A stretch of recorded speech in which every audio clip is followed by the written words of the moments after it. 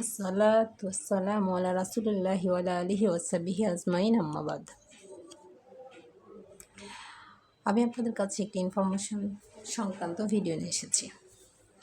ভিডিওটা হচ্ছে শিরক। বিষয়টা হচ্ছে শিরক।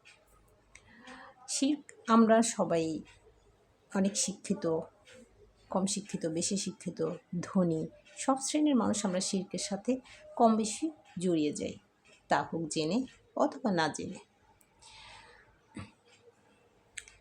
ফর এক্সাম্পল, আমরা যদি একজন ব্যক্তি প্রচণ্ড অসুস্থ হয়ে পড়ে, আমরা খুব ছোটাছুটি দৌড়াদৌড়ি করে হসপিটালে তাকে নিয়ে যাই এবং এরকম একটা ধারণা করি এবং আমরা এটা ছড়িয়ে দিই যে ওনাকে যদি হসপিটালে না নেওয়া হতো সময় মতন এবং ডাক্তার দেখানো না হতো তাহলে ওনাকে বাঁচানোই যেত না, অসম্ভব ছিল বাঁচানো। এখানে আমরা একটা শিরক করে দিলাম। এই কারণে শিরক করলাম যে আমরা এখানে হসপিটালে নেওয়া কিংবা ডাক্তার দেখানোর উপরে তার মৃত্যু কিংবা বেঁচে থাকা কোনোটাই নির্ভর করে না। এই কারণে নির্ভর করে না, এখানেই আমরা শিরকের সাথে একটা শিরক করে ফেললাম। সেটা আমরা হয়তো না বুঝেই করেছি। মৃত্যু কিংবা সুস্থতা এগুলো আল্লাহর হুকুম ছাড়া হয় না। তবে হ্যাঁ, অসুস্থ হলে আমাদের চেষ্টা করতে হবে তাকে হসপিটালে নেওয়া, ডাক্তার দেখানো, এটা করতে হবে। এটা তো আল্লাহ বলেছেন, এটা তো আল্লাহ তাআলা বলেছেনই আমাদেরকে যে আমরা চেষ্টা করব। ঠিক আছে, এই জন্য আমাদেরকে এই শিরকটা থেকে বেঁচে থাকতে হবে। আমরা একটু জেনে নিলাম যে এইগুলোর কথা আমরা বলবো না। এছাড়াও অনেক সময় আমরা বাচ্চা একটু সুন্দর হলে বা ছোট বাচ্চা হলে সেক্ষেত্রে আমরা কী করি, বাচ্চার কপালে টিপ দিয়ে দিই। বলি এই টিপটা দেওয়ার অর্থ হচ্ছে বাচ্চার বদনজর লাগবে না।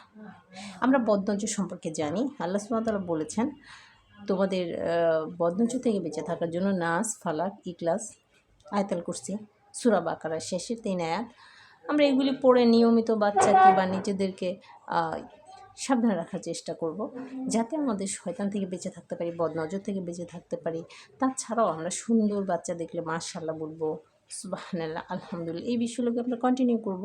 অবশ্যই শয়তান থেকে বেঁচে থাকা যাবে, বদনজর থেকে বেঁচে থাকা যাবে। এগুলোর জন্য আমরা শিরকের সাথে সংযুক্ত হব না।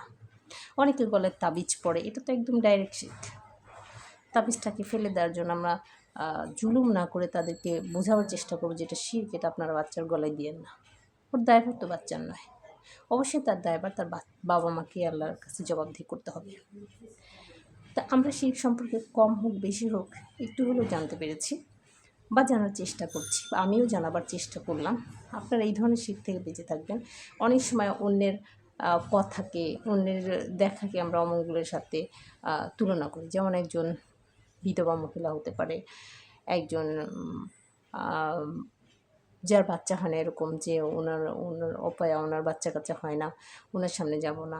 তারপর অনেক সময় বিধবাকে বলি যে উনি বিধবা, এরকম সেরকম এরকম চিন্তা করি। এগুলোর ক্ষেত্রেও এগুলোর মধ্যেও ভালো মন্দ নির্বাচন, মানে ভালো মন্দ নির্ধারিত নাই। কারণ ভালো মন্দ, দুঃখ কষ্ট, তারপর বেঁচে থাকা, মৃত্যু, প্রত্যেকটা অর্থাৎ সমস্ত কিছু আল্লাহ সুবহানাহু ওয়া তাআলার হাতে লিখে, মানে আল্লাহ সুবহানাহু ওয়া তাআলার হাতেই রয়েছে। তাহলে আমরা এগুলোর জন্য কখনো কোনো মানুষকে দায়ী করব না, কোনো জিনিসকে দায়ী করব না, কোনো ক্ষমতাকে দায়ী করব না। সবটা আল্লাহ সুবহানাহু ওয়া তাআলার হুকুম। কোনো মাজার, কোনো দেবতা এগুলোর উপর আমরা নির্ভরশীল হব না। কারণ আমরা জানি এগুলির কাছে যখন আমরা কোনো কিছুর মঙ্গল আশা করব, সেটাই শিরক। আর একজন শিরককারীকে আল্লাহ একদম অপছন্দ করে। অপছন্দ মানে তাকে তার থেকে একদম দূরে রাখে, তার দিকে তাকাবে না, তার সাথে কথা বলবে না, ডাইরেক্ট জাহান্নামী হয়ে যাবে। একজন গুনাহ করলে তাকে বস্তার সমান গুনাহ নিয়ে গেলে আল্লাহ তার গুনাহ মাফ করে তাকে জান্নাত দিতে পারেন। কিন্তু শিরককারীকে আল্লাহ কখনো কোনো দিনও ক্ষমা করবেন না, তাকে চির জাহান্নামী করে দেবেন। আসসালামু আলাইকুম।